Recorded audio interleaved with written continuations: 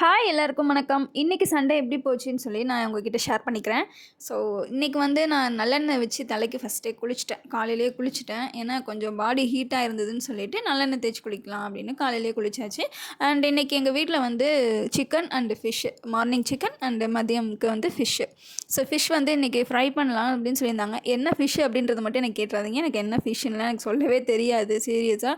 So fish வறுத்துட்டு சாப்பிட்டு முடிச்சுட்டு கொஞ்சம் ரெஸ்ட் எடுத்துகிட்டு அதுக்கப்புறமா கிச்சன் ஒர்க்குக்கு வந்துட்டேன். இது வந்து என்னோடய வீக்லி ரொட்டீன்.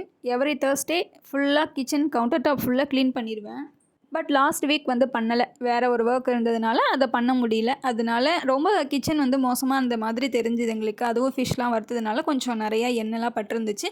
அதுக்காக நாங்கள் ஃபுல்லாக க்ளீன் பண்ணியாச்சு. இந்த full counter top cleaning work பண்ணுறதுக்கு எனக்கு மொத்தமே ஒரு 15 மினிட்ஸ் தான் ஆகும். ரொம்ப சிம்பிளாக பண்ணிவிடுவேன். ஒரு பக்கெட்டில் வந்து சோப் வாட்டர் போட்டுட்டு அதில் ஒரு துணி போட்டு நல்லா வெட் பண்ணிப்பேன். அது ஃபுல்லாக தேய்ச்சி எடுத்துருவேன்.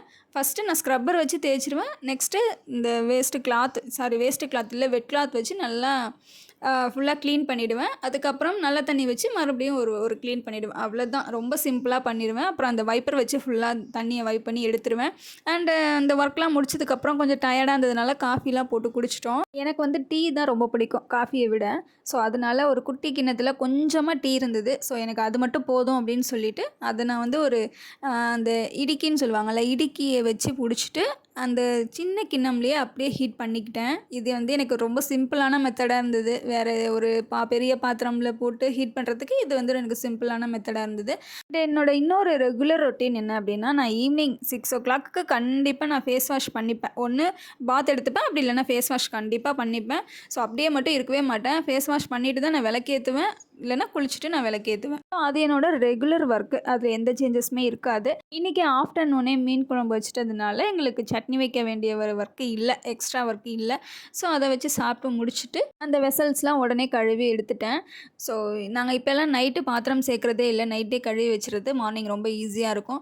அந்த நைட்டு அந்த கிச்சன்லேருந்து வேலை பார்க்குறது ரொம்பவே ஸ்வெட் ஆகுது, பயங்கர கஷ்டமாக இருக்குது. ஸோ ஒர்க் முடிச்சுட்டு ஒரு ஃபேஸ் வாஷ் பண்ணிவிட்டு அதுக்கப்புறமா ரூமுக்கு வந்துட்டேன். ரூமுக்கு வந்து என்னோடய பெட்டெல்லாம் கொஞ்சம் அரேஞ்ச் பண்ணி முடிச்சுட்டு சில வேலைகள்லாம் பண்ணி முடிச்சுட்டு அதுக்கப்புறமா ஏசியை போட்டு நிம்மதியாக உட்காந்தேன்.